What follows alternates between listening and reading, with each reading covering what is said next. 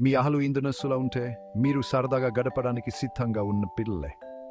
ఒకానొకప్పుడు బింకి అనే కుందేలు, చాండి అనే ఉడుత్, తవేట్ అనే చిన్న పక్షి అనే ముగ్గురు స్నేహితులు ఉన్నారు. ఒక రోజు వారు అడవిలో మెరిసే ఒక తానం చెవిని కనుగొన్నారు.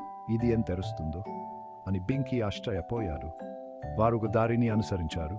వెంటనే చిన్న తలుపు ఉన్న పెద్ద పురాతన చెట్టును చూశారు.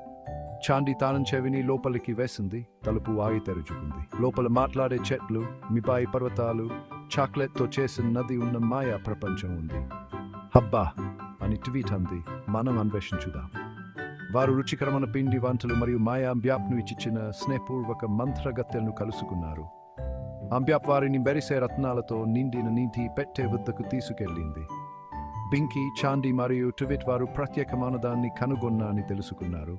కళ్ళు నిజమయ్యే ప్రదేశం. వారు సరదాగా గడపాలనుకున్నప్పుడల్లా తమ రహస్య ప్రదేశాన్ని సందర్శించాలని వాగ్దానం చేసుకున్నారు. అలా ఆ ముగ్గురు స్నేహితులు తదుపరి సాహసానికి ఎప్పుడూ సిద్ధంగా ఉంటూ ఎప్పటికీ సంతోషంగా జీవించారు. ముగిసింది.